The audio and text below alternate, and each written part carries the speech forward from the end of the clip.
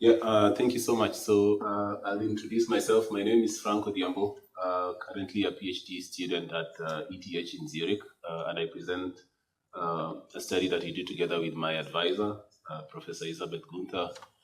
This is actually my job market paper, so also looking forward to comments. So we conduct a field experiment in rural Kenya that looks to measure the effect of an educational technology intervention on literacy and numeracy for children with functional difficulties. We do this experiment in rural Kenya, as I mentioned, so I'm just quickly going to walk you through what exactly we do. But before we do that, I'll quickly go through the results so that hopefully if I don't finish in time, you have like a snapshot of what we find. So the idea here is that we're looking at the role of an educational technology intervention.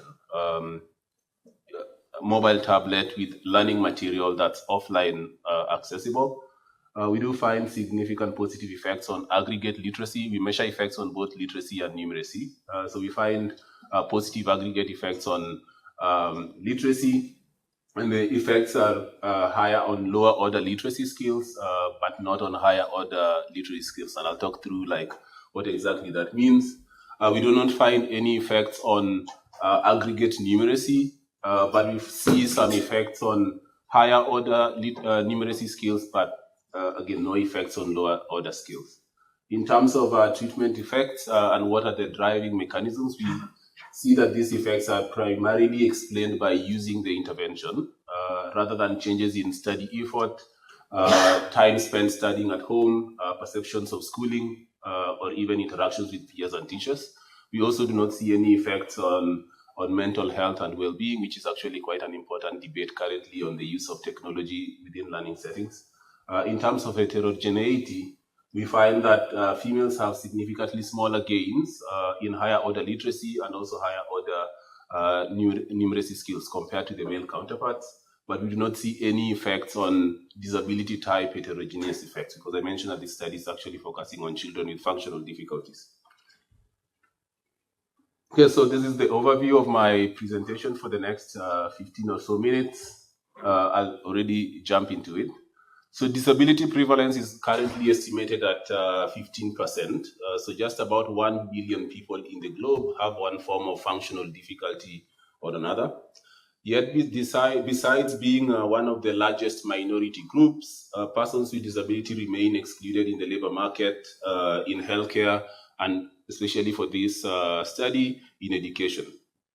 The World Bank in its 2018 Global Development Report shows that most children currently have access to education. So most children go to school across the entire world, but the remaining disparities currently can be explained by gender, ethnicity, and importantly, disability. UNICEF in its report in 2021 also reports a 47 percentage points gap in school attendance for children with disabilities. And as you can imagine, the irregular school attendance or low school attendance has negative implications on foundational literacy and numeracy. So a lot of literature currently looks at the existing role of different sort of interventions to improve school enrollment and years of schooling for children in general, but very few studies focus specifically on children with disabilities. And a few studies that focus on children with disabilities mostly look at interventions related to wearable devices, so eyeglasses, hearing aids, and all that. So for example, Glare finds that wearing eyeglasses has positive effects on performance of children in rural China, and they find that wearing eyeglasses increases test scores and additional years of schooling, with the highest benefits being for underperforming children. In China, there's a study that also finds that providing free eyeglasses has greater effects on test scores than parental education or family wealth. And those who are conversant with the education literature know that both parental education and family wealth are some of the biggest predictors of educational attainment and also literacy and numeracy. So that's quite important. So there's also studies that look at the role of educational technology, and here the evidence is quite mixed. Some studies actually show that educational technology have positive effects on literacy and numeracy. Some find a negative effect. So the literature is quite mixed on this specific question. In general, however, there is very few studies that look at the role of educational technology for children with functional difficulties or disabilities. And I use these words interchangeably. Okay, so what do we attempt to answer in our study? So we first, of course, ask ourselves, what is the adoption of educational technology in these kinds of settings? Do children actually use the educational technology? What's the effect on foundational literacy and numeracy? And whether there are any heterogeneous effects by gender and disability type. We also investigate whether there are spillovers to siblings of children with disabilities. So the population that we work with is school-going children or recently dropped out children with functional difficulties in Homa Bay County in Kenya, who are in their 3rd, 4th, or 5th grade. So in 2019, that's the last census in Kenya, the over 5 disability prevalence in this county, Homa Bay County, was twice the national average. And these figures in the census already underestimate disability prevalence because of like self-reported bias and all that. And this is like the 2nd highest in the country. And we use the functional difficulty definition that's adopted by the World Bank and the Washington Group that identifies children between 2 and 17 years old across different domains such as vision, hearing, mobility, self-care, communication, learning, remembering, and concentrating. So these are sort of like difficulties. You can think of these children as having severe, so either like moderate visual challenges or severe visual challenges. And we consider children across different types of functional difficulties. We exclude children who go to special schools, particularly because we focus mostly on foundational literacy and numeracy for children who are with functional difficulties who attend regular schools. So we exclude the other children because they have like a different sort of curriculum within the Kenyan context. So how do we identify the children? So in selected schools, and I'll talk about how we select the schools in the next slide, but in selected schools, we do what is called a functional disability or difficulty screening, where children are recruited through the county disability assessment office. So in each of these schools, this office scheduled a screening exercise for each school and announced it to the head. Then the teachers in the 3rd, 4th, and 5th grades, which is what we focus on in our study, pre-identified children within their classes that they suspected or thought that had a functional difficulty, and they were invited together with their caregiver for an assessment on the day that is announced for their school. And at the screening event, the child is then taken through an assessment depending on the background that's already provided by the teachers and also the caregiver, because the caregiver is present on site. At this event, the assessment officer either confirms the child to have a functional difficulty, usually sometimes referred them for more specialist screening, or sometimes completely ruled out that the child had a functional difficulty. In terms of like the proportion of children who are pre-identified, who are confirmed to have a disability, is about 90%. So the teachers seem to do a good job of pre-selecting or pre-identifying children with functional difficulties.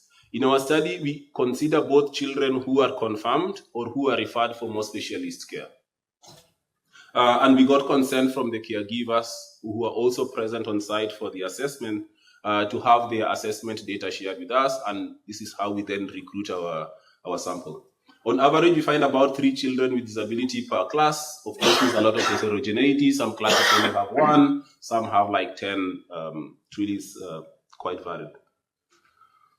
So we do a cluster randomized experiment with randomization at the school level. So we randomly selected 65 schools out of about 880 public schools in the county.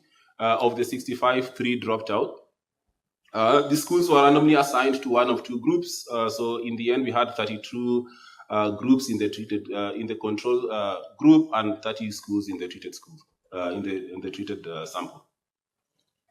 So children with functional difficulties in these schools in grades 3, 4, and 5 receive a mobile device that's pre-installed with a learning app, and they also receive a sonar panel. Tablets are issued immediately after the baseline survey. The panels 2 months later. And we did our baseline in June 2023, and then our end line in March 2024. So about 8 months for the intervention. We also administered a standardized test, which is typical, but we also are relying on national assessment data, which we are still trying to get. So for now, I just report the data based on the standardized test that we administer as part of our study. We piloted the whole exercise in about 10 schools just to make sure that the whole system worked well. We actually tested a couple of technologies, one that was locally procured. In the end, we settled on one that's developed in Germany, but that's used across the globe. But we tested both, like a local technology, like a mobile app, and the Swiss one, the German one, sorry. So this is just a balance table, just to show you that everything seems pretty balanced on observables. Not much to speak there. In terms of the intervention, so what exactly do we issue the children? We provide them low-cost tablets that were procured locally in Kenya with this mobile app that's called Anton, that's installed on these apps. These mobile devices were distributed to the children at their residences, so at home. Anton offers curriculum content in various subjects, so math, English, science, etc., including foreign languages at different levels, so all the way from preschool to 8th grade, and also some secondary level material. We procured a subscription account that then meant that the children had offline access to this material. So once we downloaded the material onto the tablets that we issued them, the kids did not need internet to sort of like engage with the material. The app also has a token-based gaming system, and the idea is that the more the child studies on the app, the more coins they accrue, which means that the more in-app games they can play. So it's sort of like an incentive for the kids to study within the app. We prepared the tablets, so we deleted the non-essential apps like YouTube, Maps, WhatsApp, and all that to reduce or minimize distraction, but only kept like essential functionality such as SIM card, network, messaging, and calling. Before we issued the tablets to the children, we provided about a 10-minute demo for these children and their caregivers. So together, between the children and their caregivers, we did a 10-minute demo to sort of show them how to navigate between content, so moving from math to English, moving across like grades from pre-kindergarten to grade 4, 5, or 6, depending on what they wanted to study. And importantly, we emphasized that our intervention was to be used at home and not at school, even though we have no mechanism to enforce this. Regarding like usage at home, we also collect data at endline, and about 90% say that they never took the tablet to school, so compliance was pretty high. So this is our results on interventions. So you can see that about 99% accepted the device, which is quite good. At endline, 92% of the tablets, so 8 months after we gave out the tablets, 92% of the children still have the tablets that we gave them, even though only about 77% are functional. So some of them are already broken or no longer working one way or another. Some like sold them, etc. So only about 77% are functional at the time that we are doing our endline survey. Over 8 months, the average number of months the mobile device is used. So this is data that we can access on the system. Just about 2.77 months active out of 8 months. Days active is about 20 days. And on a day that they are active on the app, they are spending about 48 minutes studying.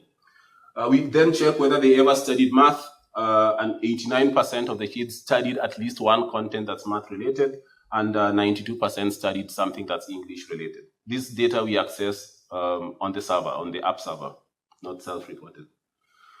So the main effects, so then we see that the main effects, we see some effects on literacy, have like sample size problems, but you can see that at the 90% confidence, we see some effects on, so 0.153 standard deviation, change in literacy, but not on numeracy. Though the numeracy is significant at 0.85. I think we still suffer from sample size problems, but the main takeaway here is we're seeing like effects on literacy, but not on numeracy. We then disaggregate our results by specific content. So on literacy, for example, we ask them whether they can read a simple text. We actually show them a simple text and ask them to read it. So we report whether they were able to read it or not. So these are not standard deviations. These are either percentage points or percent changes. So for example, you can see that they are about 8 percentage points more likely to read a simple phrase compared to the control sample, and about 9 percentage points more likely to answer correctly a question related to the passage. So question 1 and question 2 are related to the small passage.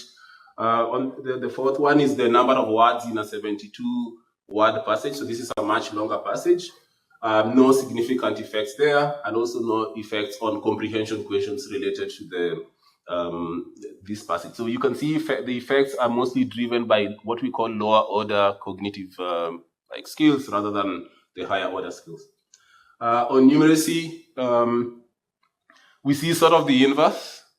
So on whether they're able to identify a number or whether they know the difference between like one number and another. So we ask them between number 1 and number 6, which one is larger. So those are the first two questions. We don't see effects there, but we see effects on the addition skills, on multiplication skills and division skills. So sort of like the reverse when it comes to numeracy, which is quite interesting. So we're trying to like unpack why exactly we see this sort of effects, even though we don't see the effect on the aggregate numeracy measure. On potential mechanisms, like I already mentioned, the results don't seem to be driven by whether the child likes school or not, whether they engage in more school-related conflicts, their reading hours back at home, or even in their mental health status. Heterogeneity by gender, this is on the aggregate measure, which is like an index combining all the different measures. We do not see any effects, but of course, when we unpack the disaggregated measures, we see some sort of like differences across gender. And we also do not see any significant, we don't see that particular functional disability types benefit more than the others. These are the main disability types that we reported. So seeing, auditory, physical, learning disability, and behavior, which is actually like several functional difficulties lumped up together. Yeah, that's it. Thank you.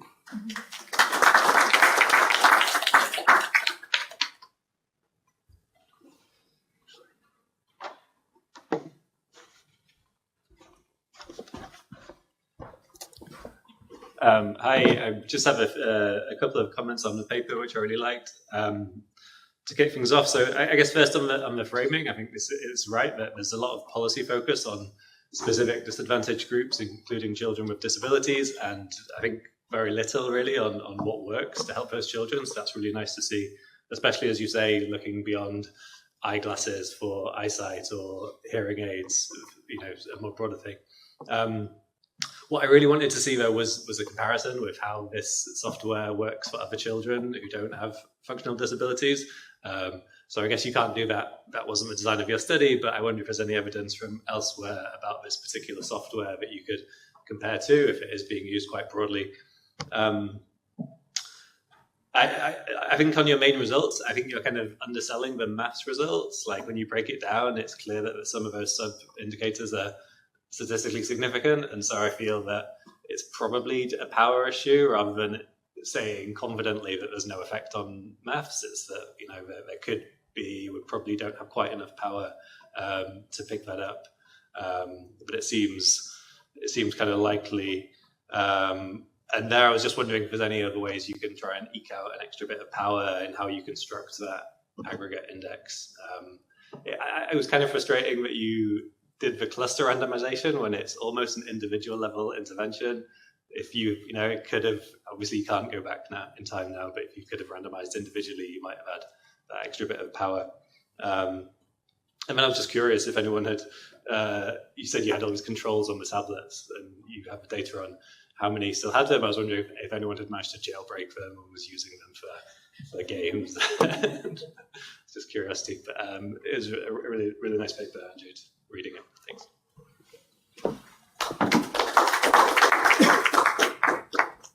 Yeah, maybe we can.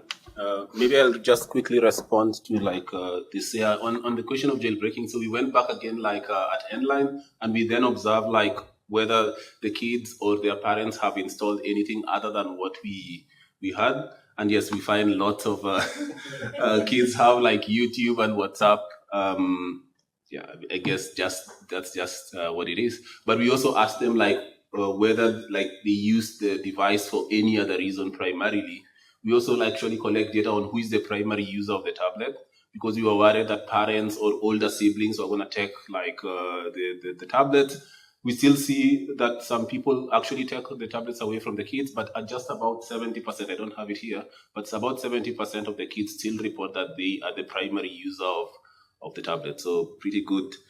Yes, on the question of like selling down the effects on numeracy, it's sort of like the thing that I'm struggling with right now, because on the one hand, when you aggregate the numeracy measure into one index, you don't see the effects, or rather like it's as you say, clearly like a power problem. But when you disaggregate, then things start to like, things are much clearer.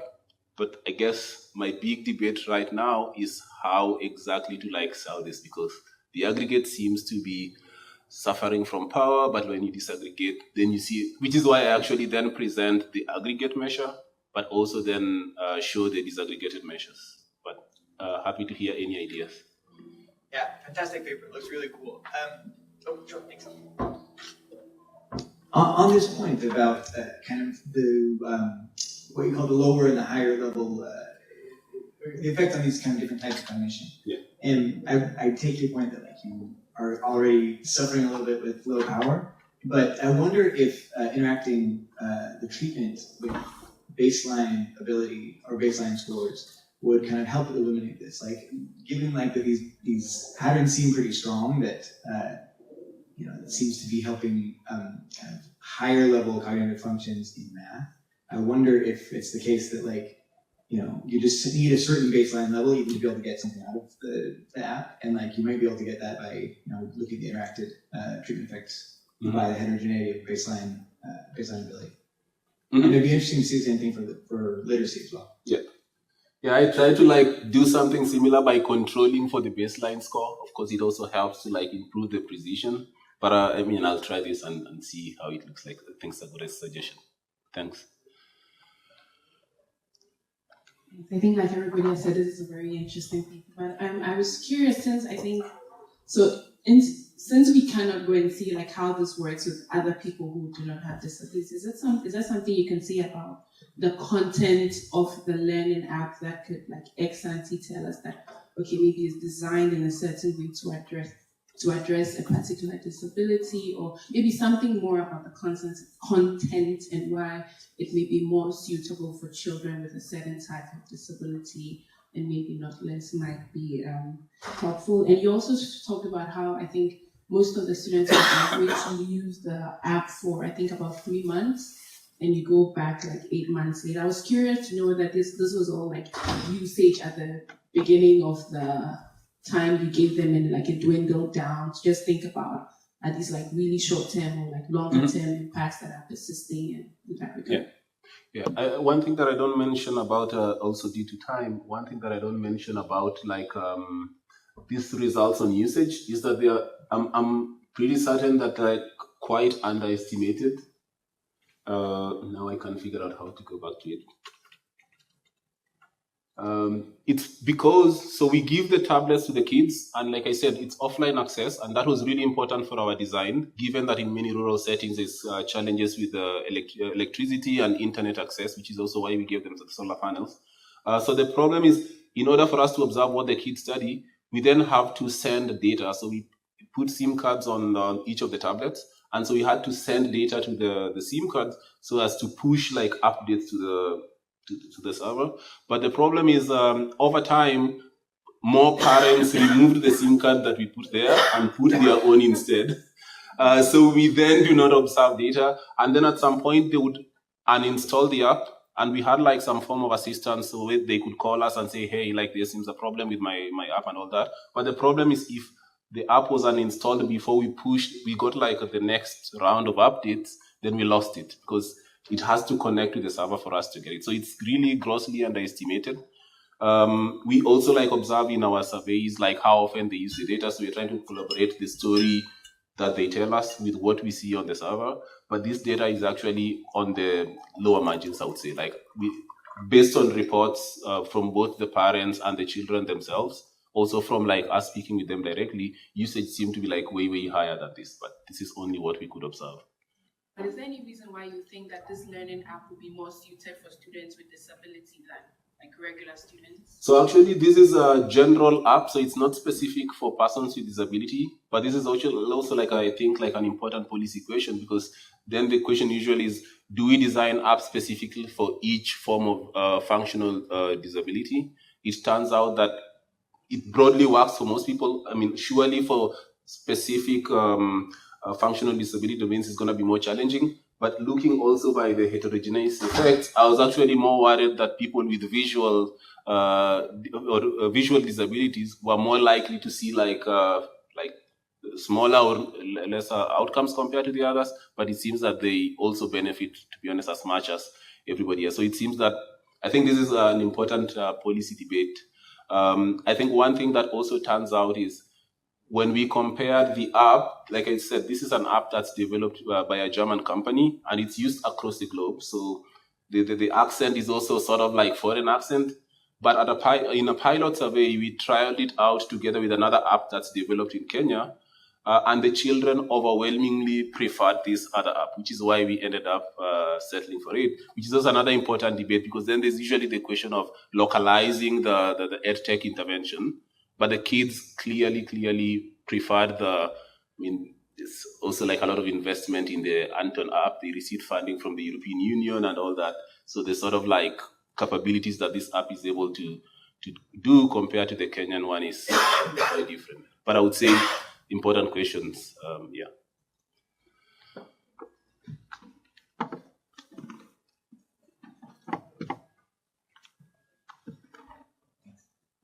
And if I remember right, I thought you mentioned something about looking at spillovers on siblings of the treated students. Yeah. I don't know if you showed us that, but I'm curious about that. And also, I mean, when you mentioned the cluster randomization, I thought you were going to show us spillovers on classmates of the disabled kids. Is this? I mean, I guess if you had those, you would have shown them to us already. But is that something that was talked about? It seems like that would be a really interesting thing and something that would justify that the randomization level you guys did. Yeah. So good point. So I didn't show the results here, but there is minimal spillovers to siblings. But this is also like quite underpowered, because the thing is, we only interviewed. So this was also like a design problem. We interviewed just one sibling of the child with a functional difficulty at baseline. But then at end line, there's already attrition. So we lose lots of, and the kid had to be an eligible child. So also has to be in primary school. Ideally, we consider children who are either at the level of the child or lower. And with attrition, we then lost even more kids. So you can imagine that the power for the siblings is much lower than already the sample for the main kids. In terms of the classmates, we are trying to get data, because I mentioned that we also are relying on the national standardized tests. So we're trying to get data for each of the kids in the class. And at bare minimum, you're going to be able to report like relative movement, because there's usually like a sort of ranking in the class. Some of these tests are standardized, some are not, but we're at least hoping to see some relative movement within the class. So like relative position at baseline and at end line of one child against the others. Yeah. I think we've run out of time for questions. Cool. Thank you.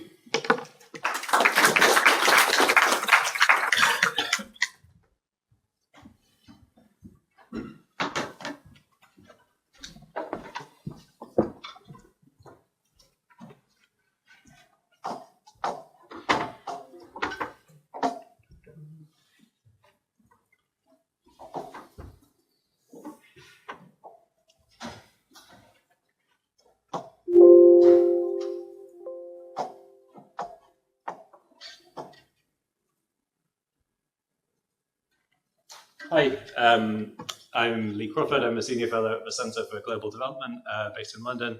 And this paper is trying to estimate the economic returns to foundational literacy and numeracy, specifically from Indonesia.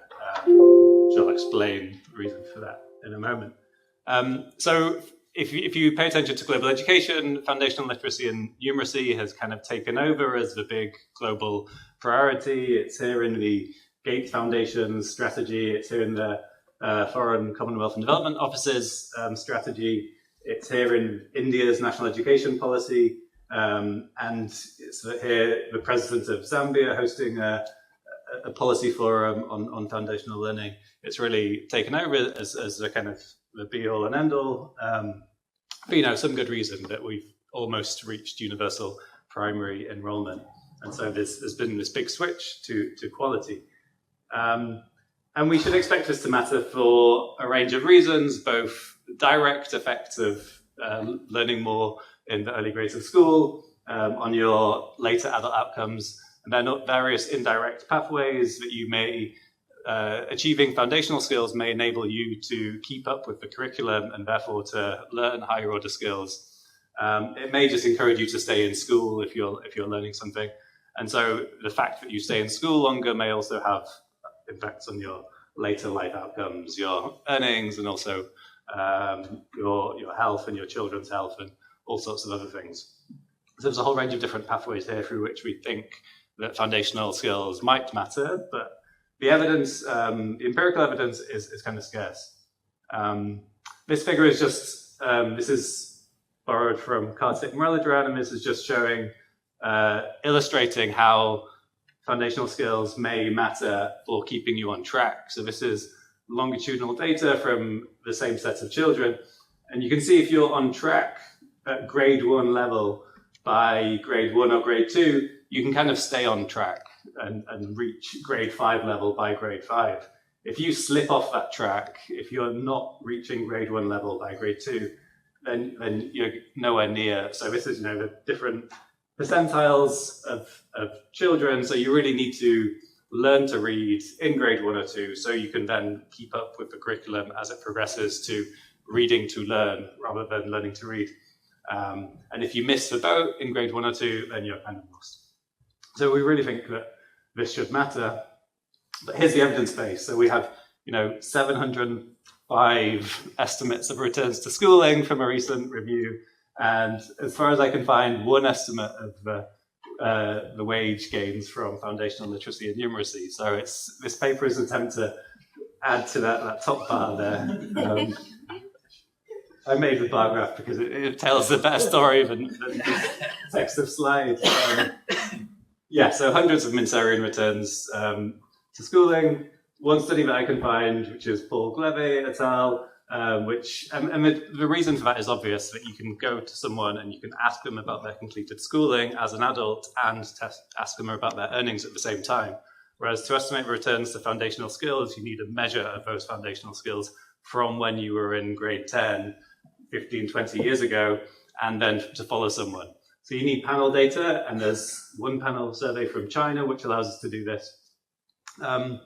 Alternatively, in rich countries, there's a range of studies, all the Raj Chetty work, and others. There's some estimates from Norway looking at long-term earnings gains from foundational learning. So there's a smattering of evidence from rich countries, but not really anything from poorer countries. And then in poorer countries, there's a handful of these studies estimating contemporaneous skills, so testing skills as an adult and asking about your earnings. But again, that's not quite the same thing, and your foundational skills may or may not translate into your completed adult skills. But we have some estimates here in the range of 13 to 15 percentage point increase in earnings from a standard deviation improvement in skills. So I'm using the Indonesia Family Life Survey because we need these two things. We need this cognitive assessment in early primary and then some measure of adult outcomes for the same people. There's these two panel surveys that Gleve et al. Used from Gansu in China, and then this paper using Indonesia Family Life Survey data. I've been through a whole long list of other panel surveys from developing countries, but if you know others that I'm missing, I don't think this is a complete list, but I've been through a long list of panel surveys, and they're either missing early grade test scores, or the gap between the first and the last round isn't long enough, so they haven't fully entered the labour market. Various reasons. And this survey is not quite nationally representative, but it's very large. It's representative of most of Indonesia. And Indonesia is, a very large, populous country, so it matters for its own sake, as well as hopefully telling us something about this broader phenomenon. So this is our data. We use round wave 2 of the survey in 1997, and then wave 4 or 5 of the survey in 2014. So 17 years later, these children are on average 10 years old in the baseline that we're using. About 30% of their parents have completed secondary school. We also have household assets index at baseline, their height for age at baseline. So we have some reasonable control variables. And then at end line, we have employment, salary, and income, educational attainment. So you can see almost everyone's completed primary, 77% have completed secondary, and only a minority completed tertiary. We have a measure of life satisfaction, as well as other outcomes. So whether you married before age 18, the number of children you have, your adult height, which is a composite measure of health, and then some self-reported health indicators. So whether you feel healthy and whether you've accessed healthcare. Attrition is reasonably high at 29% between the 2 waves. So that's a problem. I do what I can, but there's a limit to, I think, how much we can do. That's just an issue. So the data from the baseline survey, it obviously wasn't designed to be a foundational literacy and numeracy assessment in 1997, but nonetheless, it's similar to the kind of assessments that you're familiar with. It was a 40-item maths assessment, mostly arithmetic, some basic geometry, a few other questions, and a 35 or 40-item Bahasa assessment, which is mostly reading comprehension. So these, I don't have the item level data, unfortunately. I just have a composite score. But these questions are roughly representative of the kind of thing we're talking about when we say foundational literacy and numeracy. It's kind of aligned to the UNESCO standard for proficiency at the end of lower primary. So this is the correlates with attrition, which again is problematic, not just that we have quite a high rate of attrition, but also that your foundational literacy and numeracy score is correlated with both dropping out of the sample and not earning a wage in the final sample. Again, there's limits to what we can do about that. I include inverse probability weights in the final regressions, and I apply the Heckman selection correction based on these selecting into earnings, being employed and earning, based on marriage and having children and the interaction between those, which is not exogenous, and it's the best I think we can do. But very open to suggestions on how to do better here. So here's the results. Starting with no adjustments, and then adding in controls for baseline covariates, and then adding in the inverse Mills ratio, the Heckman selection. And so this middle column estimate is 0.1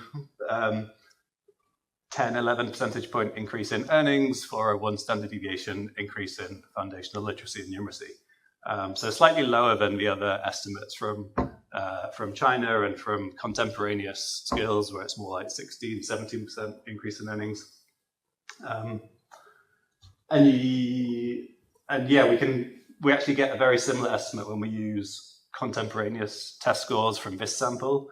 It's a 17% increase in earnings. So if you were just relying on that data, what people know now, you're probably overestimating the returns to what you knew when you were 10. And the estimate of the Minserian returns, of the estimate of returns to education, are very standard, 8% for each additional year of education that you have completed.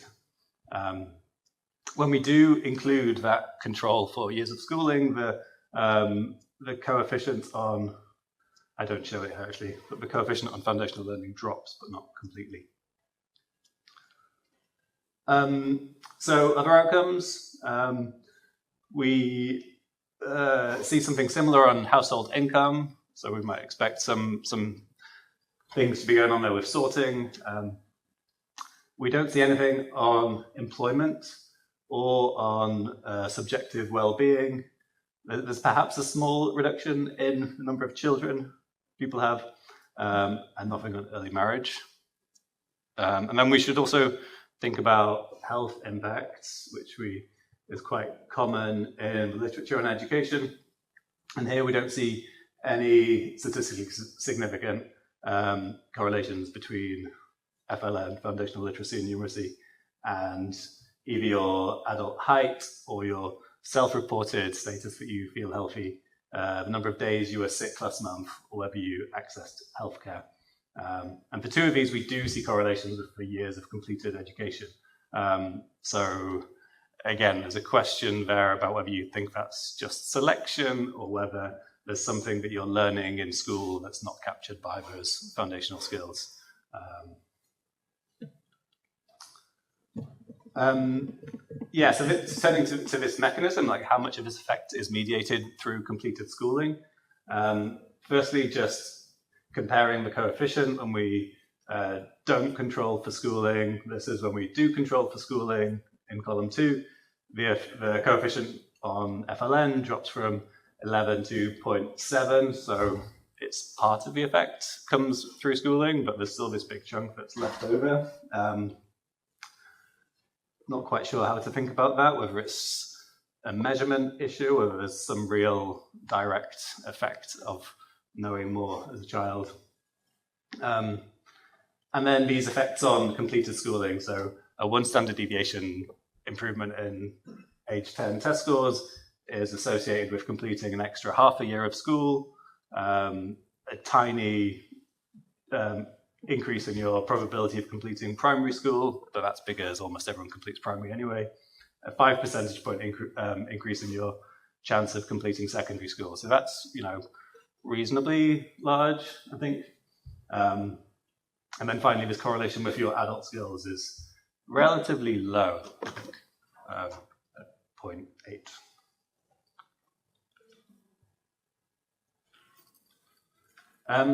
Then on heterogeneity, there's no interaction that's statistically significant with being female with earnings, but there is with employment. So if you're female and you had higher FLN, then you're 5 percentage points more likely to be in employment. And if you're male, slightly less likely to be in employment. Haven't quite got to the bottom of that one. And then nothing with the other outcomes. So there's, something going on with gender and employment.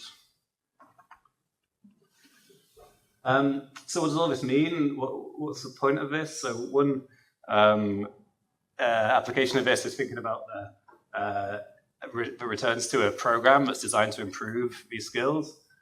So if we take the benefits of this program, 1 standard deviation improvement in learning is associated with 10% higher earnings.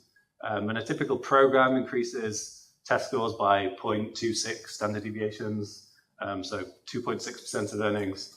If we apply that to our sample, the net present value of a 2.6 percentage point increase in earnings over a 40-year career discounted comes to $636. If we can compare that to this program, the USAID program that aimed to improve early grade reading in Indonesia costs $17 per child. So that would have been a great return on investment, but that particular program didn't actually improve learning, so it would not have been. But perhaps if we're thinking about on average, the average USAID program is showing quite a good return on investment. So that's good. And then secondly, there's this question of how do we compare interventions that improve schooling versus that improve learning. And this is perhaps the state-of-the-art approach, which is learning adjusted years of schooling based on equivalent years of schooling metric. So you can convert based on how much people learn per year. And so on average, children learn 0.2 standard deviations of learning per year of school. And so you can use that as your exchange rate. Alternatively, using this dollar metric, we can calculate quite a different result, which is that comparing through this dollar metric and the returns, 1 year of schooling is equivalent to 0.8 standard deviations of learning. So that's quite a big difference in how we should think about the value of different interventions. In terms of your, essentially for 1 standard deviation of learning, you're getting this 0.11 percentage point increase in earnings, but you get an 8% increase in earnings from just 1 year of schooling. So the exchange rate jumps quite a bit there.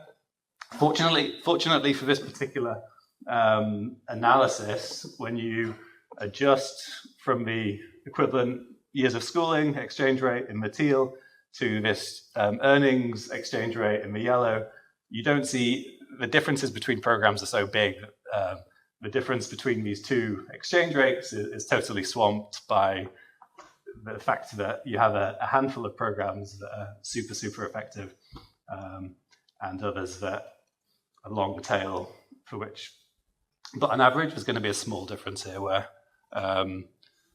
studies that have some outcome in learning are going to be down weighted slightly relative to studies that are increasing schooling.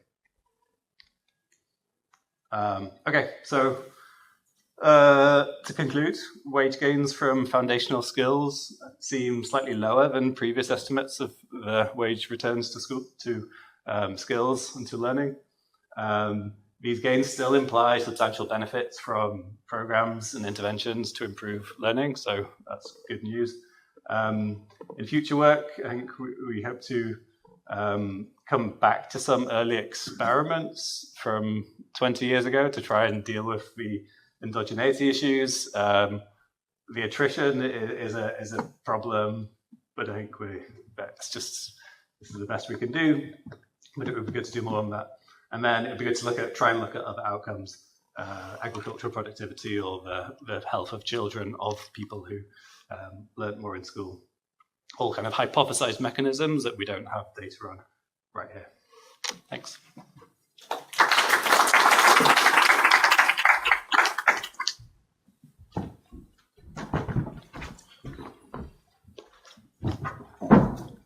Thanks, Lee. That was a really nice paper, and your graph said it all in one study. So this is something we really need to get at, because for many years the policy has all been learning over schooling, and if we don't have that evidence, we can't tell DFID what their return on investment is, right?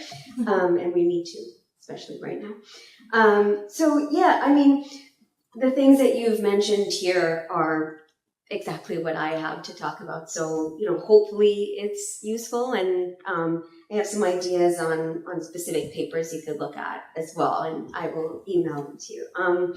So one kind of basic thing, I guess, the IFLS is really, really rich data, right?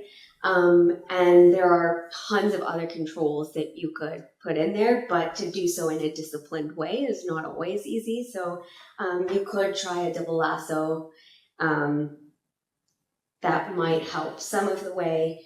And then you mentioned mediation analysis.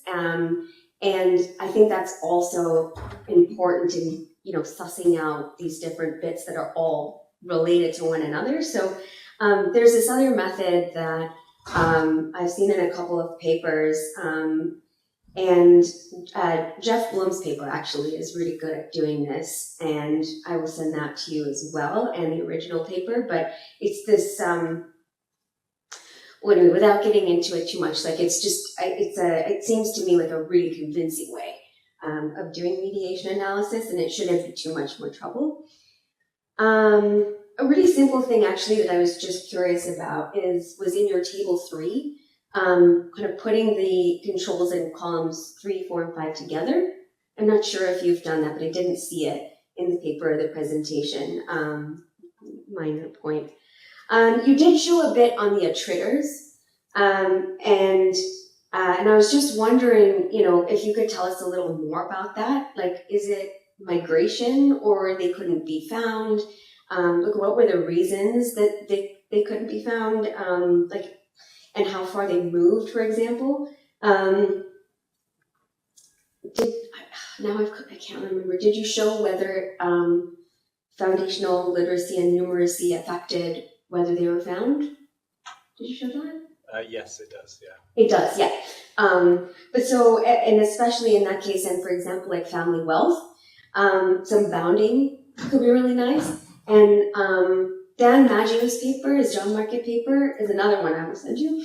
And he had a lot of attrition in his sample as well, and did like 7 different things that I thought were pretty convincing. So that could potentially help there as well. And then one thing I was curious about, you do these relationships between schooling and foundational literacy and earnings, and those things could be rounded out maybe also by adding the relationship between foundational literacy and adult test scores, which you have in your data as well, because that's sort of part of the mechanisms mediation is, you're right, it's on the trajectory, your foundational skills, your adult skills, and your earnings. The adult literacy, I was wondering when that was measured and what exactly that was to make sure if that would make sense though. Yep, that's it.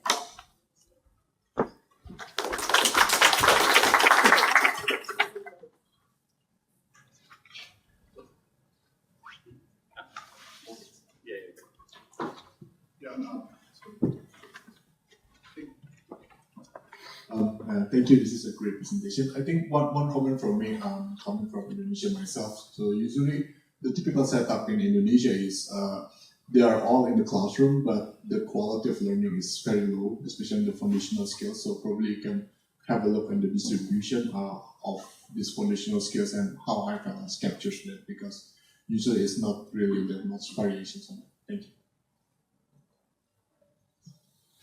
Thanks. I think there's a reasonable amount of variation. I haven't shown it here, but yeah.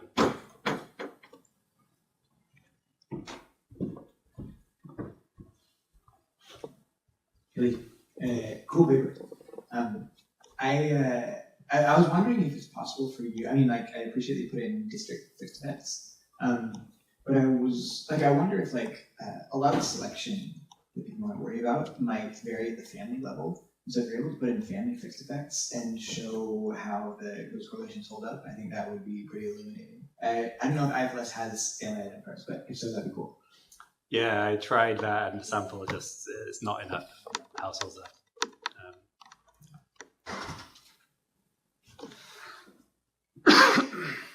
Thank you so much. Maybe just for my own curiosity, for the haters out there who are skeptical about where to invest, how do these wage gains compare to other early investments? I know that this one is a bit, maybe it's handicapped by the fact that it's such a long follow-up, but other interventions, can you compare? I guess this isn't really an intervention, it's just observational differences in early learning. Yeah, so I guess does deworming, do you know what that leads to in wage gains? I've forgotten.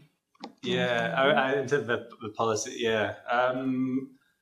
I don't know, there's so many assumptions that go into every cost-benefit ratio that,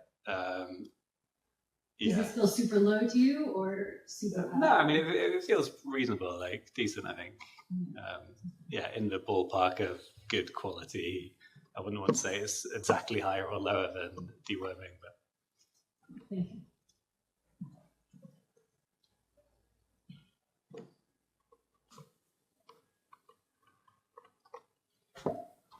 Okay. I apologize, I missed this. I stepped out and then had to take a maze to get back. But the earnings data, so I just was looking at the paper. So most people are employed, so you don't have an abundance of zeros. But what's the division between formal and informal or agricultural labor? And do you look at earning categories or primary job as a potential outcome? Yeah, so there's next to no agriculture, because I was interested in the agricultural productivity as a separate avenue. And I looked at government jobs, and there wasn't really any difference there. So I could perhaps look more into different kinds of jobs. Thanks. Okay. Thanks very much. Thanks, Naureen. I'm also going to have a timer here.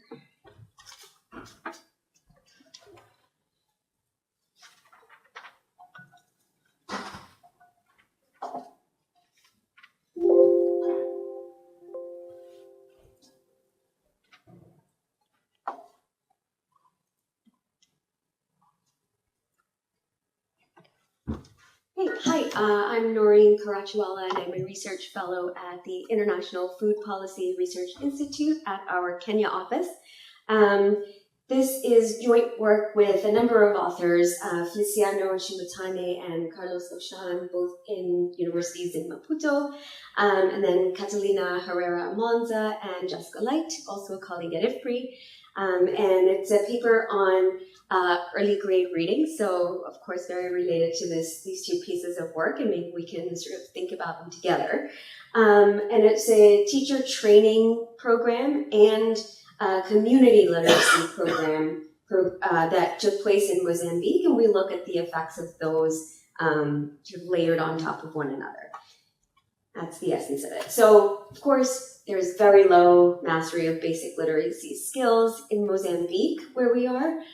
Primary completion is one of the lowest in the world, and weak and suboptimal pedagogical skills are often identified as contributing factors. COVID-19 then went and exacerbated the problem greatly, and it's estimated that students lost about 88% of their expected learning per year. And in general, early grade programs show mixed results across contexts, but they are generally fairly effective over a short period. So they can increase test scores, and effects are up to the equivalent of 3 years of schooling. And teacher training programs are one of the most popular types of interventions to address deficiencies in early grade literacy and numeracy pedagogy.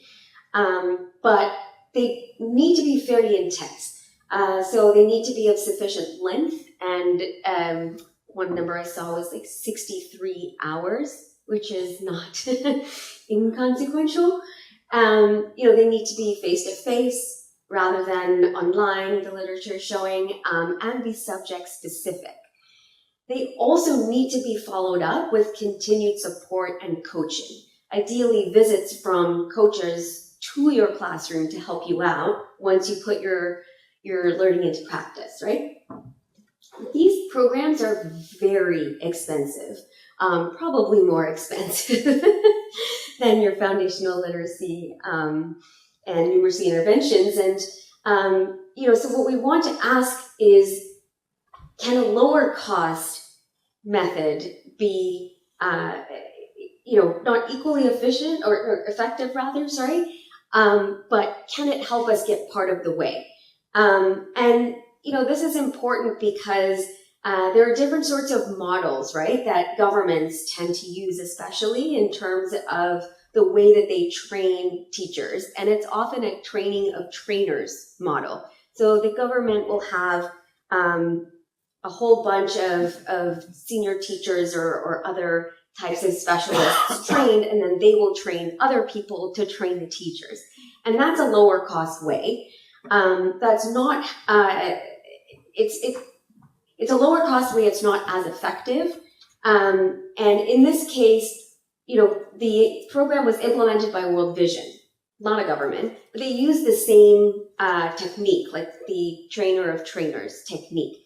And World Vision is scaling this program globally and spending a lot of money on it.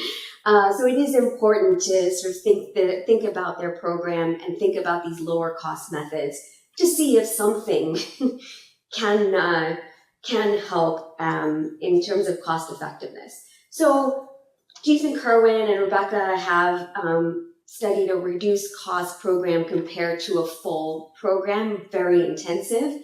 And they did find that the reduced cost model was not effective in Uganda, but the more intensive model was effective. I would put this on the lower end of intensity comparing theirs, but I mean, their intensive model would just not be possible in the context we were working in. So then we think about out of the classroom interventions, and there have been several: cross-age tutoring, safe learning spaces, providing parents with various strategies to help kids learn. And they've also shown some mixed results, but generally been positive. And learning camps, which are becoming increasingly common, have been fairly effective in India. And a recent paper also shows that there are complementarities between in and out of school interventions. So, you know, this paper did in-school study groups and out-of-school study groups, and neither were effective on their own, but together it had really powerful, large impacts. So we're going to evaluate the combination of two interventions. One is teacher training on early grade literacy and the provision of training materials. And then layered on top of that, in a second treatment group, adding on reading camps by local volunteers. And both of these are conducted as part of the Unlock Literacy program, the one that's being scaled up in so many countries. So these are evaluated in a randomized trial, and randomization is at the school level. So the teacher training focuses on 5 core reading skills, and it's a comprehensive training package in the sense of including lots of components of successful programs. So in-person instruction, practice, follow-up guidance, refresher training, right? The components themselves were lighter touch. So for example, it was a 3-day training rather than 62 hours. And then teaching materials were also provided in both Portuguese and the vernacular in our area, Emakua, and it had relevant content to that context. And there was also some training for school directors to help monitor teacher attendance and pedagogy. But that was also lighter touch than it often is. So in terms of community engagement, there was a lot of work done within the communities in general on the importance of education. But the focus here was on reading camps, and these are led by literate teenage volunteers in the community, and they meet once a week, well, they're supposed to, and these are meant to be more engaging reading exercises. They're also provided with training, and they're provided with materials that are different for the reading camps. A lot of what they call like a print-rich environment with some more instruction that's more on like a game, basically. And they are meant to tailor instruction to ability levels, but it, to us, wasn't clear the extent to which that was well trained. So take that with a grain of salt. And they also encourage support from the school council and the school district. And one important thing here is that, and this is something they've changed from previous programs, World Vision, is that they added here a teacher from the school to support the reading camps. So this was a bit more of an intensive reading camp setup, but I wouldn't say again that it was, at the same level as some of these very high cost out of school interventions. Okay. So, right, I mentioned this, 2 days of training and 1 day of follow-up. So the goal of the reading camps is weekly, but, you can't enforce attendance, and that's why there was a lot of sensitization with the community and parents. And so, if this type of thing can be effective, it has really important implications for cost effectiveness. And so, we we felt that evaluating this much more scaled back program, despite, evidence suggesting that you really need an intensive program, is what matters. We still felt that this was important because it almost needs to be feasible, and finding different ways to do that is important. And now, there's other work being done by World Vision where we're advising and helping refine the program. So hopefully taking some of these lessons there. So we have a sample of 160 schools. Didn't start my timer, it's okay. So we have control and then the teacher training, and then we have teacher training plus the reading camps. Okay, and these are stratified with respect to baseline enrollment and number of teachers. We have 2 districts in Nampula province, which is sort of up at the northern end of Mozambique. We have a repeated cross-section design with approximately 10 students per grade, and we had almost 1,600 students then at follow-up. And we conducted with the students an early grade reading assessment in Portuguese. And this assessment measures the 5 different reading skills that are part of are exactly what was taught at the training. Okay. Our specification is really simple. Treatment group 1, treatment group 2. Baseline test scores we have at the school level, because it's a repeated cross-section, right? So this is the average score at baseline at that school. We have our strata, and then we cluster at the school level. Okay, so first thing to note is that 13% of teachers, that's Dan Maggio, whose paper I wanted to send you, Lee. That's attrition guy. He's been announcing everyone as they come. Exactly. Just letting you know. They should let everyone know I showed up late. He's fun to embarrass. Okay, so first note that, and he was our fun times. So first note that 13% of the control group teachers had received training in these techniques in the past 2 years, okay? So the teacher training and training plus reading camp groups, of course, had much higher rates of attendance in the teacher training. But we already see that there's, and I don't want to call it contamination. I want to say that there could be 2 things going on, but we already see that there's sort of imperfect compliance, right? So there was a program that was implemented before this by Save the Children that was very similar. So we do have some teachers that received that training still in the sample, and they could also have sort of mixed the 2 up, right? So just to mention that at first, but then we also see that the intensity was not very high, right? They attended 2 days of training out of the 2 days of training plus the 1 day of follow-up, right? So this was pretty low. In general, schools did get the learning materials, though, that they were meant to. So at least there was something. And in terms of the different groups, these are not statistically different from one another. Reading camps were implemented with a bit higher fidelity. So, all the schools that were meant to have reading camps had them.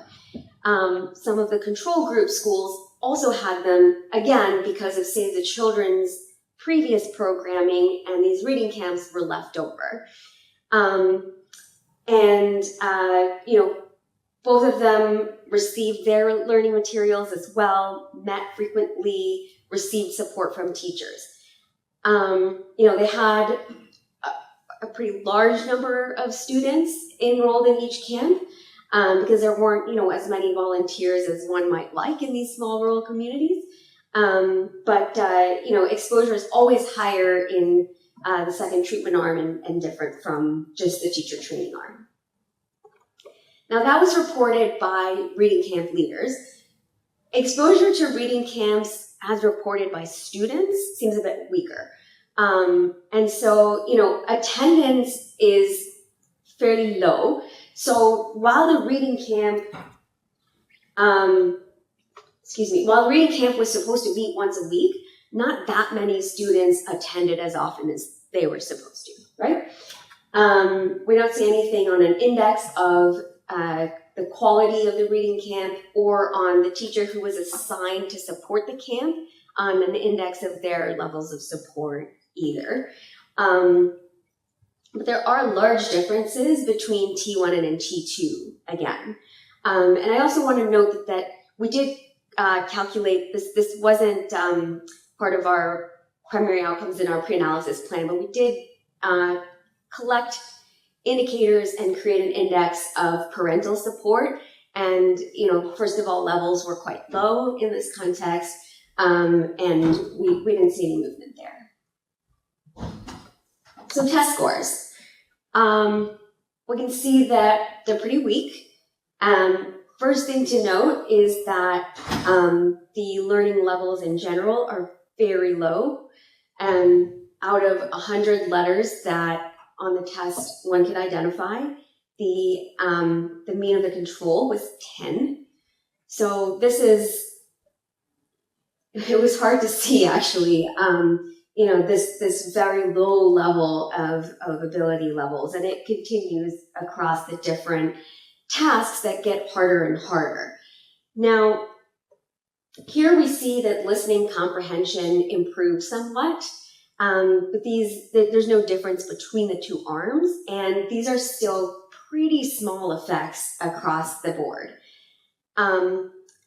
We do see something going on, but we really don't want to call it, a particularly meaningfully sized effect.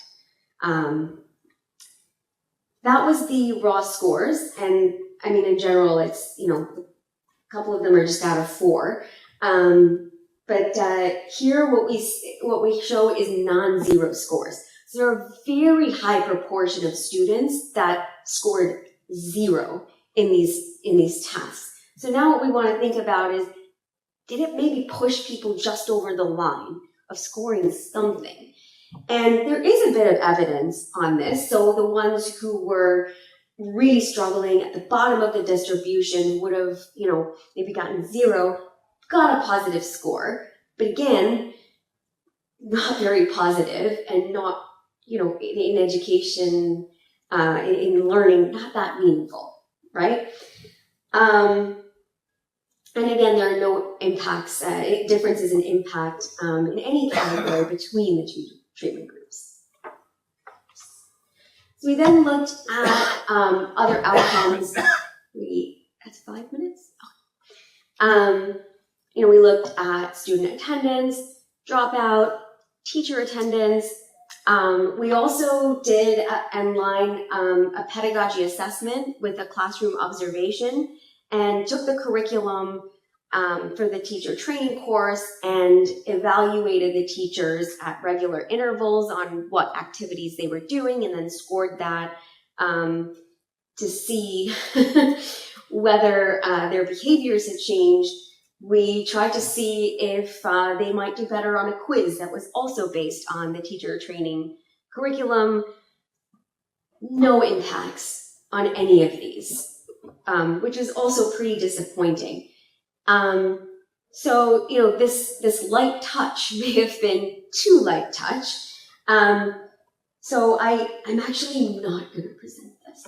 But we are then going to look at IV impacts, right? So is it possible that the program may have been successful had implementation fidelity been higher? So for example, even if they made the training 1 day longer, even if they sort of enforced attendance more. So for example, in the Save the Children intervention, they were actually providing incentives for teachers to attend the training. And then World Vision wasn't allowed to do that, so that stopped. And there was this expectation, right? I'm not sure how much exactly we can do with that piece of knowledge in terms of analysis, but that's a factor to think about in terms of maybe we might need something extra, make it higher cost, but still lower cost than 62 hours.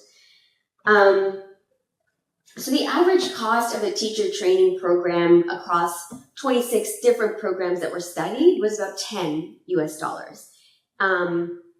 per standard deviation of learning. And in the Kerwin paper, the cost of the high cost intervention was 20. We're on the lower end, but we are collecting more detailed cost data. And so I hope to be able to say something about that when you next read the paper. And the other thing is that much of the recent literature has focused on teaching at the right level, right? This is one of the most effective, alongside deworming, one of the most effective ways of improving student learning. So while on paper this was supposed to happen, it didn't quite. And so maybe having training on that in a more comprehensive way would have been helpful as well.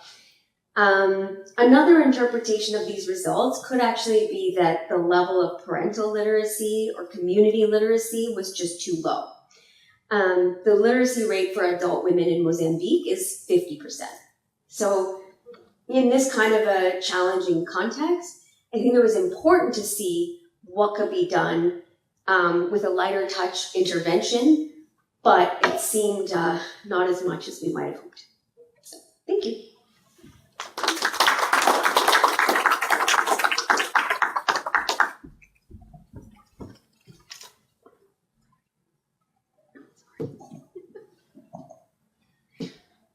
Thank you so much, Naureen.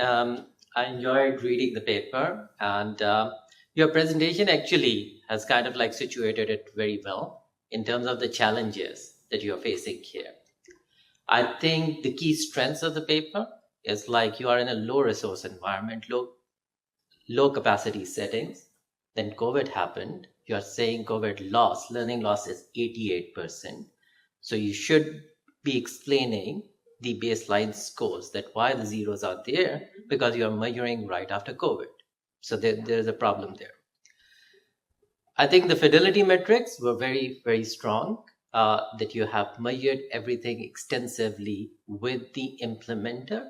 I would have liked to see a little bit more interaction at the implementation phase. The amount of effort that has been done on the evaluation side, if some of it has gone into iterative feedbacks or something on the implementation side, it would have been much more stronger. So I wear two hats, so you have to take the comments with a grain of salt here. I'm a practitioner as well at the World Bank. And when we design the programs, like 2 days of training will be a no-go because it's not intensive enough based on your theory of change. Like what the pedagogical practices are going to be affected is going to be difficult. Rob, my co-author, presented a paper last year at CSAE, similar context in Malawi on the school leadership program. We tried to do something similar on nudging them to have behavioral changes. But again, the dosage was too small, and that basically the intensity of the treatment matters. So I think that is a learning, and that is a good positioning of this paper. So instead of trying to methodologically find a way out, basically say what happens with light touch interventions in these contexts. I don't see any literature on light touch interventions working in these particular settings. It could work in China, it could work in Korea, but in sub-Saharan Africa, most of the evidence in the recent year, Mbiti's paper in Tanzania, India work, all of them illustrate like intensive dosage and complementarities of interventions in order to shift the test scores. I think on the methodological side, it's a very strong kind of like analytical framework. You have good positioning, understanding on the literature side. I was wondering, you mentioned that the Cronpax alpha is higher for 3 subtasks. Are those the subtasks where you are seeing improvement? Because you also see improvements in 3 subtasks. So some clarity on the linkage between that, because I think EGRA has some issues in terms of the flooring effects and the reliability measures. So seeing how much of it is a measurement issue and how much of it is actually the intervention issue will be useful. I think some of the issues I will highlight during my presentation. So I think that will help you in terms of comparing the context from Mozambique to Malawi and seeing like how different scale of the program might have different implications. That what will be a cost-effective intervention mean in these kind of settings. So happy to discuss more later, but let's take questions from the floor. Thank you.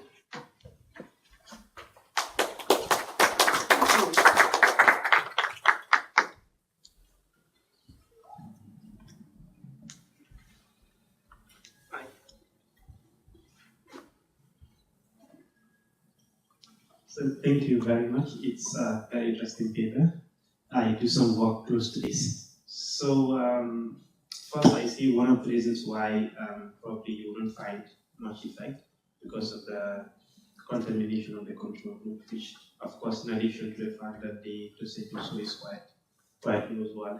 Now, in terms of the methodology, I was just curious, when you do your regressions, for instance, on the extra subtasks, like for instance, reading comprehension. So reading comprehension, I'm assuming that would be administered to students who have at least read some parts of the passage. So if you had if you couldn't read any word, I mean, this actually is pointing to the fact that you had 0 scores. So if you had a 0 score on reading, you actually asked the reading comprehension passage. If that is not the case, then probably, I don't know, maybe you don't need all the observations, probably you need to sort of have a truncated sample in terms of the estimation. Otherwise, you're just assigning them 0, even though they were actually not asked. That is a very, very good point that I shared with they attempt every section. They attempt every section. Oh, even though if they could not answer the reading. I'm not sure I necessarily agree with that, but I'm not a psychometrician, so that's how they do it, and that's how we did it. Very good question. Yeah.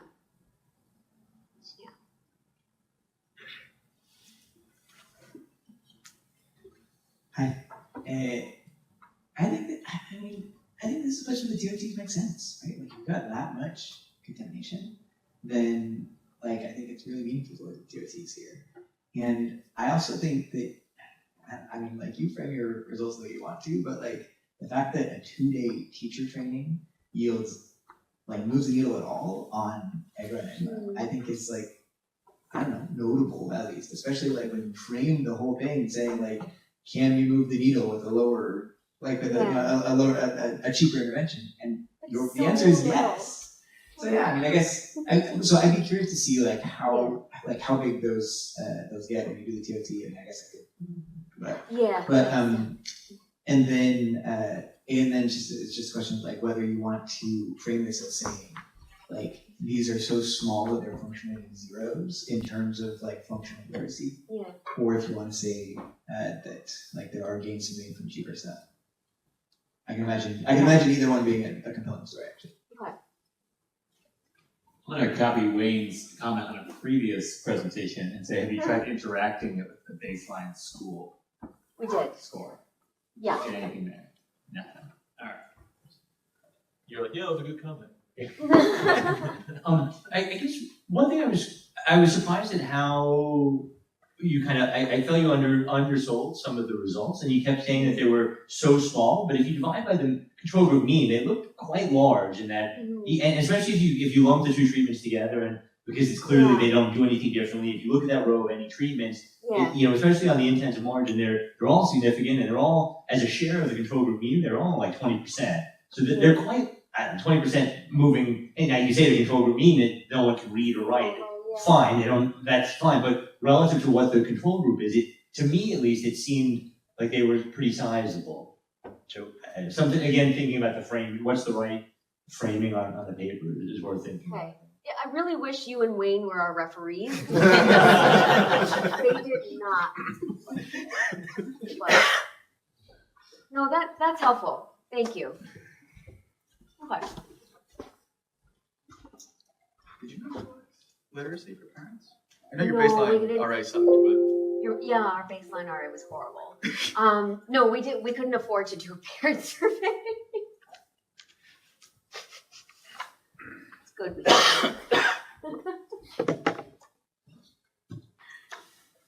We So from Mozambique, we are moving to another M, that's Malawi.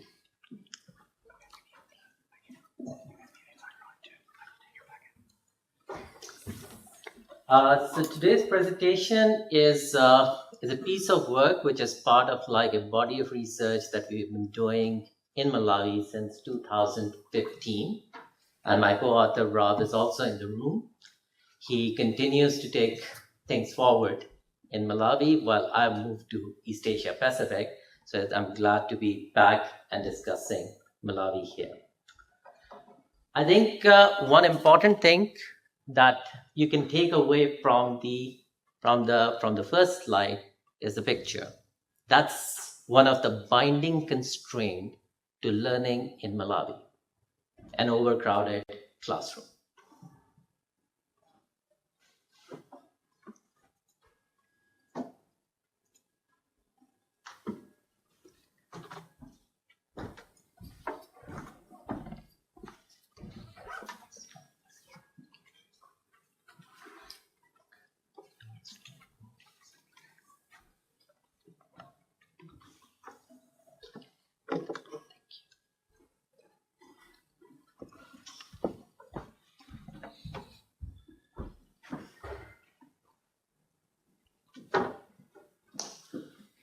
So the PTRs generally in Malawi are above 125 on average.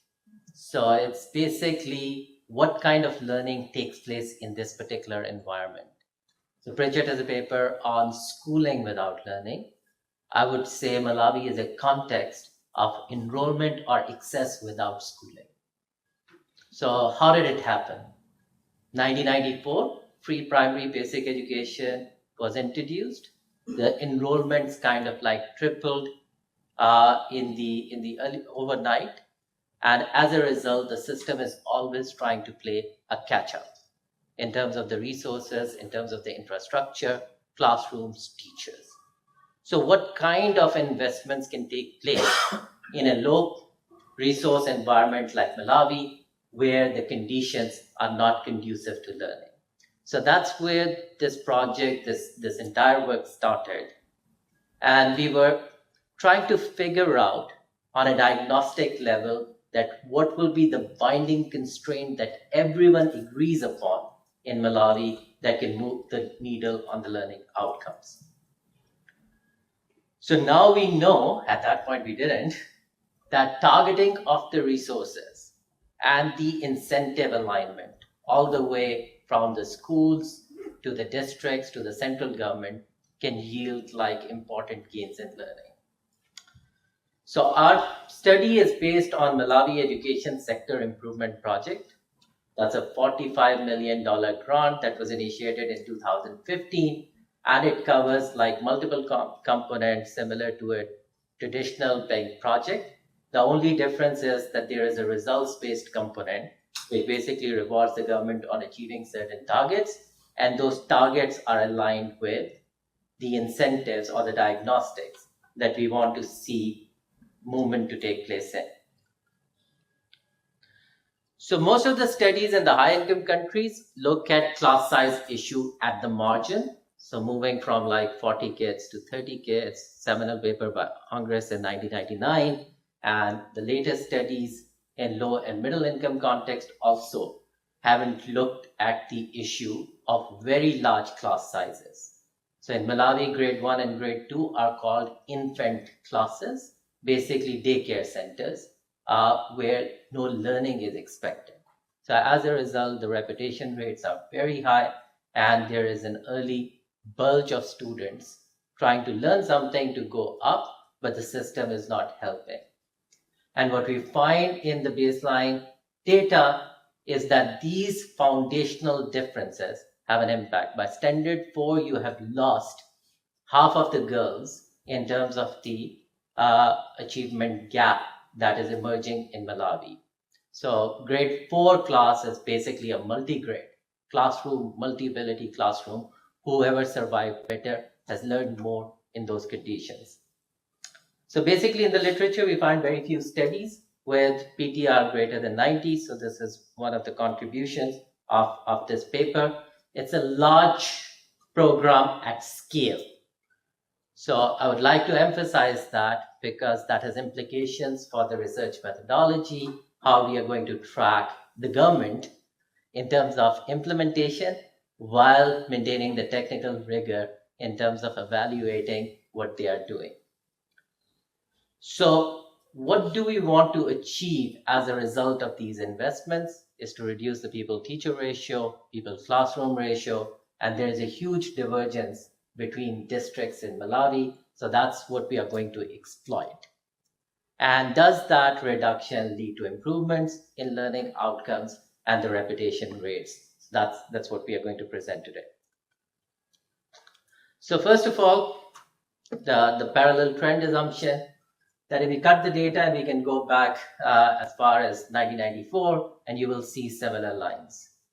That the situation is not good in like non-disadvantaged districts, but at least it's close to 80 to 90 PTR.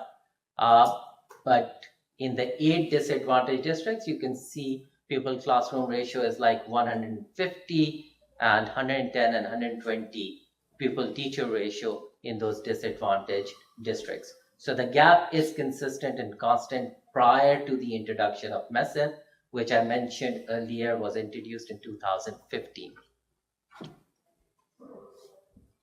So overall, this is a results-based financing component.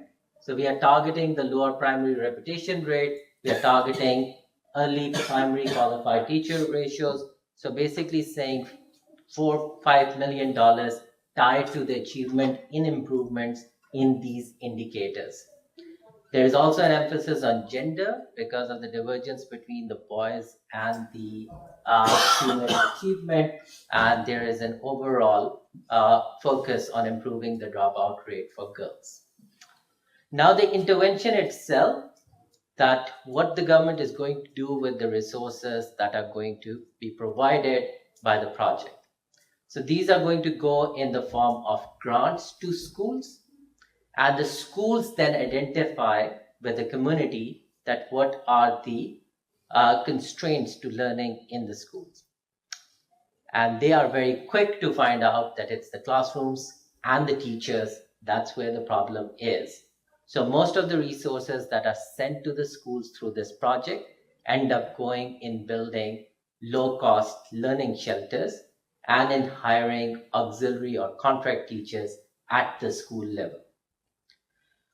This was also very innovative that the community was able to construct a classroom in 6 to 9 months.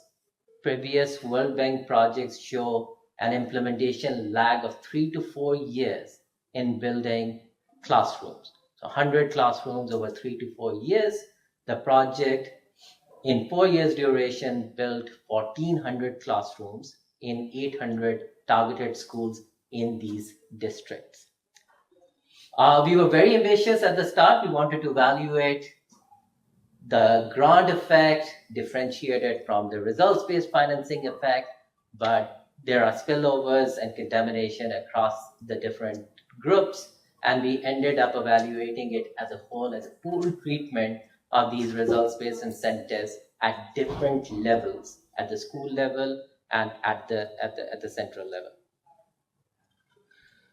So the theory is very simple in terms of the incentives and the infrastructure. So alignment of the incentives that the government values the same things as the school or community values, and the community then has the resources and the support structures in order to implement what is identified as the constraint. The result will be better teaching conditions and reduced overcrowding. So we would expect the pupil classroom ratio to come down and the pupil teacher ratio to improve, and improvements in the dropout and repetition rates, including leading to the test scores improvement. So I think most of the research on Malawi is based on the longitudinal school survey that was implemented from 2015 in multiple rounds. So we are using the baseline and the end line of this survey, which is a representative national sample. So that allows us to go into the districts that were targeted by the MESSEP project and the districts that were not targeted.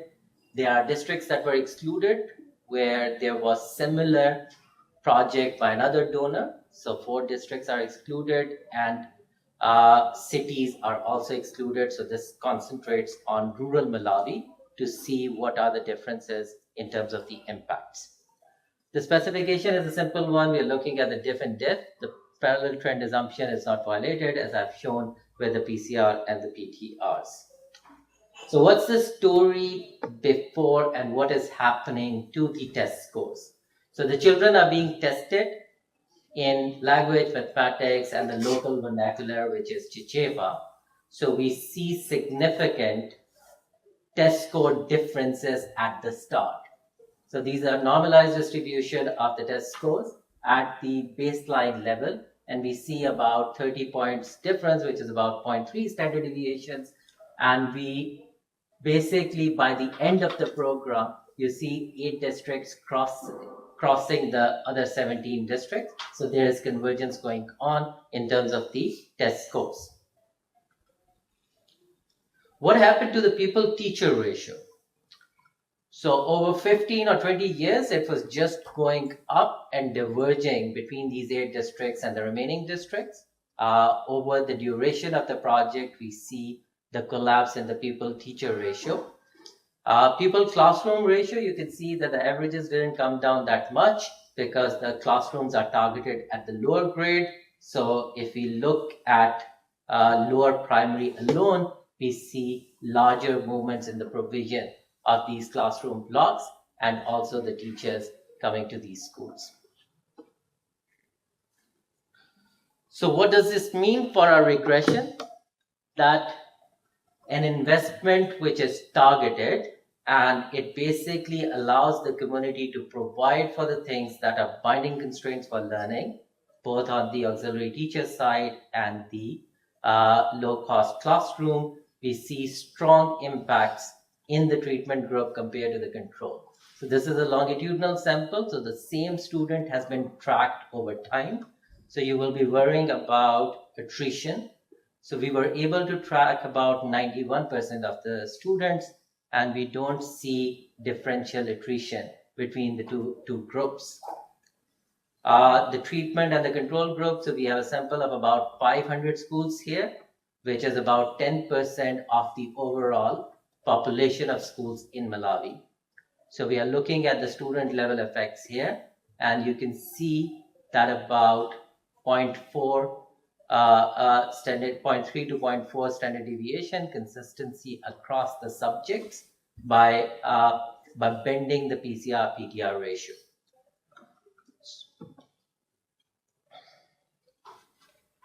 So similar impacts on the PCR and PTRs, but you will see that pupil classroom ratio is not significant at the overall level. It's only where it has been targeted at the lower grades that we start to see the impacts. So about like 15 to 20 points reduction. So these were massive numbers to start with. Like we are starting with 125 and we are just bringing it down to 100, and things have started moving by a magnitude of like 0.2 to 0.3 standard deviation in terms of the learning outcomes. So we also looked at the gender effect, because that is also an area where RBF was targeting by provision of like sanitary facilities at the school where the classroom blocks were built, and also moving qualified female teachers to upper grades. So improving the distribution, so there are role models for the female students at the higher grade level. So we see positive impacts, we see convergence in the diagram on the right side, but we don't pick up that effect. It could be a power issue, but we also see again that the dosage is important. Like 400 sanitary facilities were built, 1,400 classroom shelters were built. So Dosage is important here in terms of like what the community picked the most and where the resources went are basically driving the results of the overall program. So 2 questions that we are trying to answer here. One is, when do RBF work? Because generally, like when we think about Malawi or low resource settings, we don't think about results-based modality because the systems and the structures are weak. This program illustrates that when the structures are weak, you can innovate at the margin to use the structures, the weak structures, to your advantage. So if you were implementing this program in a context other than Malawi or in a middle income context, the construction of the classroom would not have taken place at such a fast pace. So the idea of giving money directly to the schools and then the community being able to execute it by bypassing the bureaucracy that was a drag in the previous iterations of the program basically solved a very important political economy problem where everyone was trying to make some cut out of the construction through the central government spending money. Strategic targeting. It could have been even more effective, and I think the next iterations of these programs that Rob is now working on the Malawi Education Reform Program and the foundational learning program in Malawi. So all of them are using much more stronger targeting because the data is available. So initially when we started work in 2015, we were going dark in terms of like where to focus efforts in order to improve these outcomes. So now if you have data to target, you can target the schools where the PTRs are greater than 90, and that will enable you to improve the specific outcomes. So combining infrastructure with accountability. So incentives alone will not work. So unless and until there is a governance structure that brings it all together.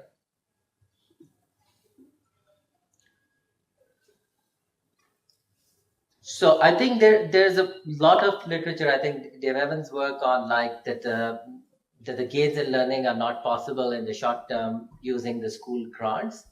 I agree with some of that work at the literature level, but again, I think if you contextualize the intervention enough and you have a strong understanding of the baseline diagnostics, that where the things become binding. So Malawi has this centralized target of reducing PCRs and PTRs below 60. By that count, every school in Malawi should be prioritized for classroom construction and pupil-teacher ratios.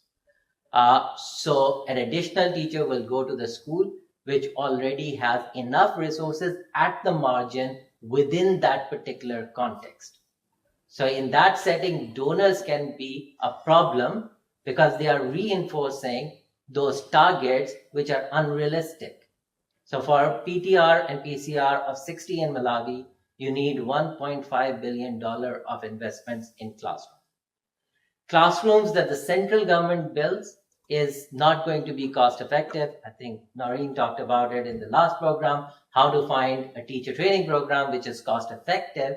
So Malawi does not need a classroom construction strategy which is $40,000 for a classroom block, which they have been trying to do previously because of the constraints that are imposed on them. So once you go at the community level, you are basically sending $2,000 in the grant.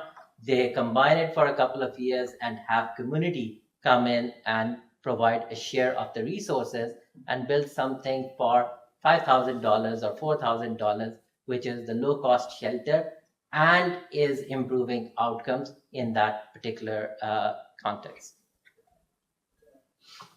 So the paper is available, so you can download it. The QR code is here. I'm also going to just leave out the additional resources that are available for the work on Malawi. Thanks a lot.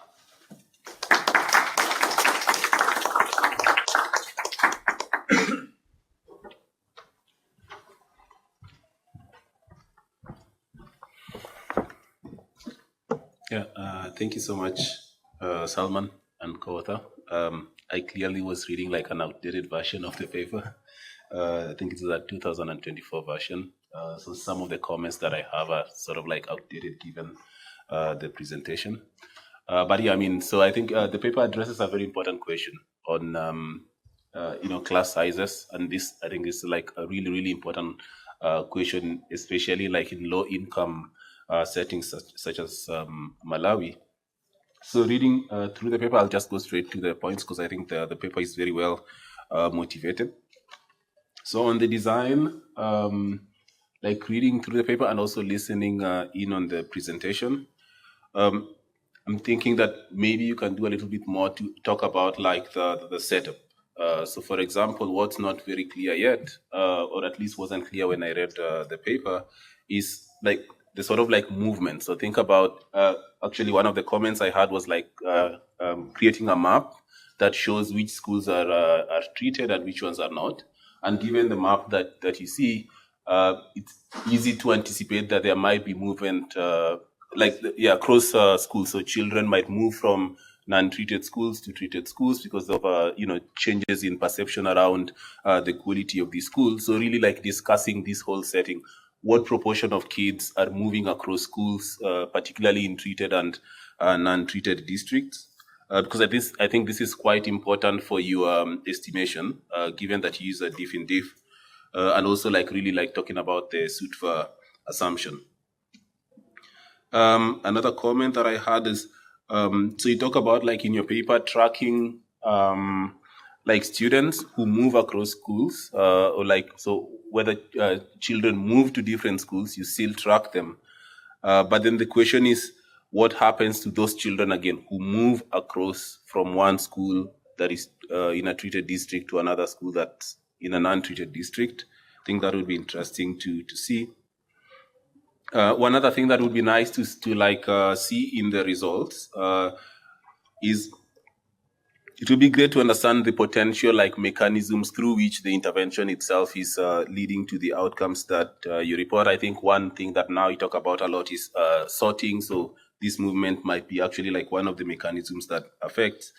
It would be nice to also talk about like, for example, whether there is any evidence of manipulation, given that some of the outcomes are school level outcomes, and there's potentially the likelihood that schools might manipulate these outcomes, given that a lot of these outcomes are so the results-based financing. So schools might be incentivized to misreport just to show that then they meet this target. So it might be one thing you might do is try and check whether there is punching at the threshold for some of these thresholds. One other thing that's actually like quite interesting, because I read the paper and I really liked, seeing the effects is quite interesting.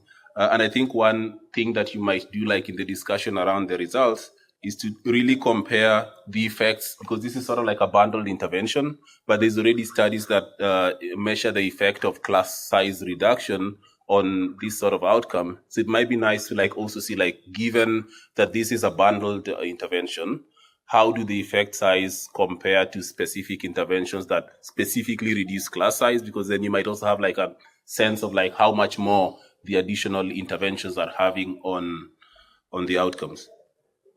And then the last point is really on heterogeneity by baseline class size. I think this would be also quite interesting, given that I would imagine that potentially in this kind of setting, there might be classes that were much closer to the cutoff point than others. So really just like also then checking by effects by heterogeneity at baseline class size to see whether the effects are much larger when classes are bigger to begin with than whether they're like smaller to begin with. But otherwise, really good paper. I enjoyed reading it.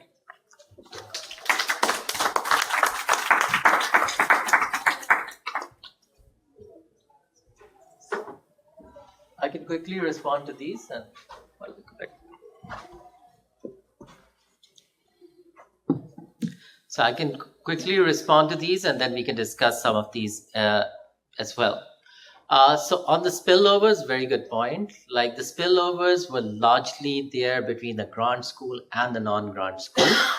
We tried to do A/B testing initially between the grant school and the non-grant school, but because of the spillovers, we didn't go that way.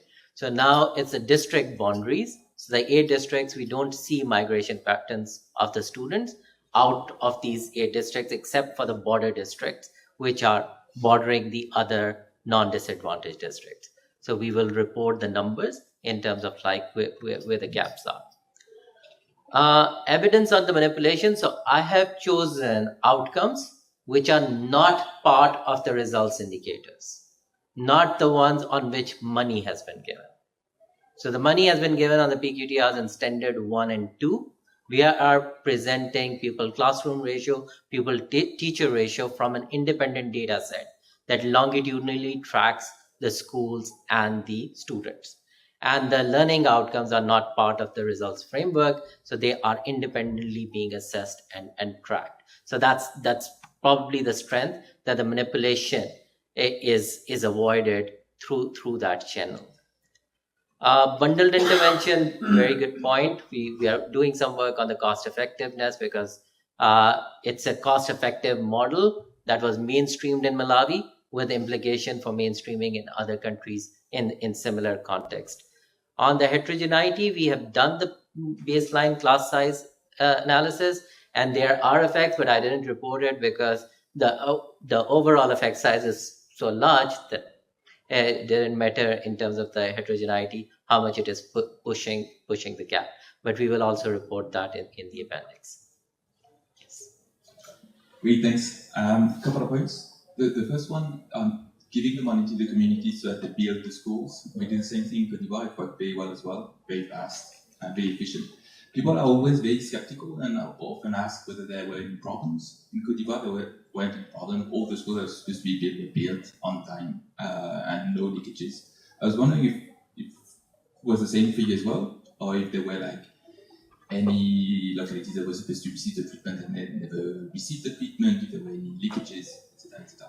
Second point was, so that I understand different component of the intervention. There were increased teachers and then increased classrooms. I understood that the increase in classrooms mainly benefited from lower grades. So I wondered if you could use this to try and understand what was the effect of increased teachers, increased classroom on test scores, focusing on lower and high grades.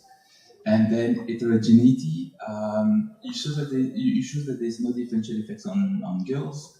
I wondered if there would be differential effects if you were focusing on the areas where dropout rate of girls were higher.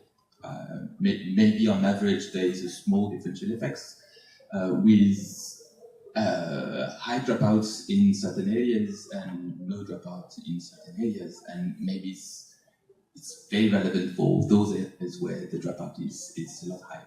The differential dropout is a lot higher.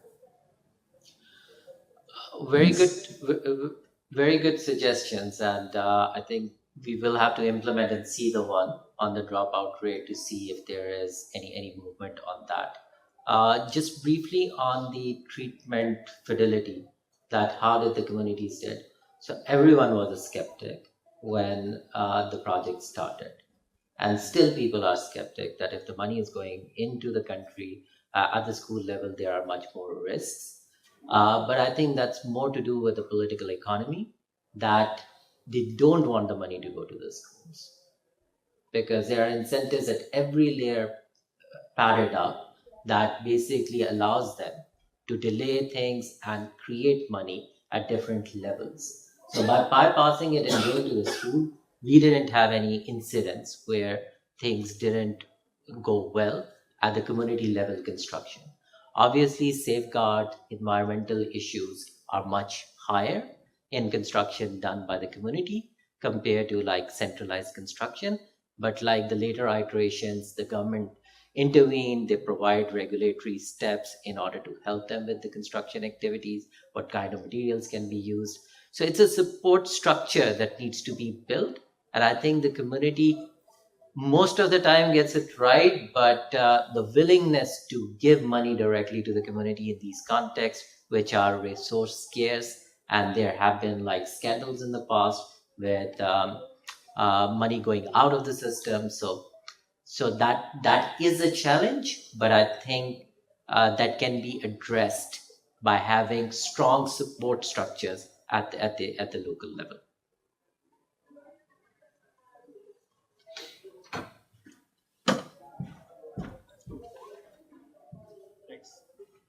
There's a few studies which estimate class size effects at quite large levels, like 50, 60, 70, but don't find any effect of reduction in class size. There's a flow paper from Kenya and a couple of others. And I've heard people explain that as, well, when you have that many children, you're lecturing. So it doesn't matter whether it's 50 or 150. So I was just wondering how you would reconcile your results with those influence. Very good point, Lee. That's why I started it with saying that Malawi is quite unusual. So what we are seeing here is bringing it down from 130 to 90. So the margins are a little different from Duflo's 60-70 margin, that you're bringing it down from 130, which is totally invisible. I've been in these schools and the children are just crammed over one another, and there is no possibility for the teacher, how well trained the teacher is, to deliver something in those settings. So I think at what margin it becomes a constraint. Say do the same intervention anywhere else, unless and until you have a very strong theory that this will be these 20-30 points difference can make a significant change in the behaviors of the teacher. So we are still looking at classroom observation data, how the teaching conditions improve as a result of this reduction in the class size. But the larger effects are coming from bringing it down from 150, 130 down to, that is also an average. So there are schools which are at 200, 250, and you are bringing them down to around 90 or 100. That is basically driving the gains here. So it's an abnormal situation in Malawi, which I would say is driving the results. I wouldn't worry that much if a context has 70 or 80 and wants to bring it down to 60. It may not have any significant effects.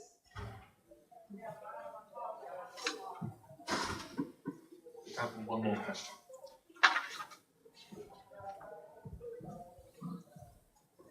Thank you. I love your presentation. So two things. So probably you said this thing and I missed it. Some part of the presentation.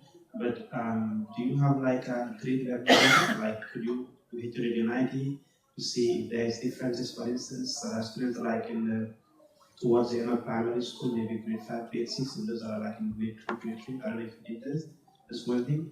And another question is about the reduction of class size. In some countries, what they do when you have such a large number of students, they sort of like change the school shift system. So where you have students are organized into, like, let's say the class size 120, you divide them into two, you have like 60 students.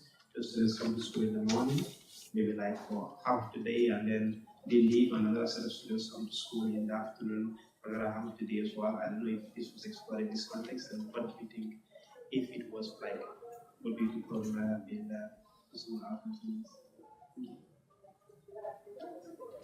Thank you so much. I think Malawi is a good context to test out the shifting. I work on Mongolia these days, and they do multiple shifts quite effectively. But there are problems of doing multiple shifts because you're increasing the teacher's time span. So in African countries, you get a challenge to get the teachers to do the job that is mandated already. So Malawi has struggled to improve the number of hours that the children are taught in school. That's one of the lowest in sub-Saharan Africa.